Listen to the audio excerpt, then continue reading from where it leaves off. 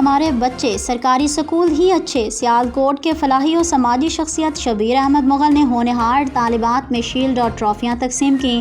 جویا news net work plus کے نمائندہ برائے ایجوکیشن عاشق حسین صدیقی کی رپورٹ کے مطابق میٹرک امتحان میں تحصیل سیالکوٹ کی اول پوزیشن حاصل کرنے والی طالبہ ایمان شاہد نے 1172 نمبر حاصل کیے۔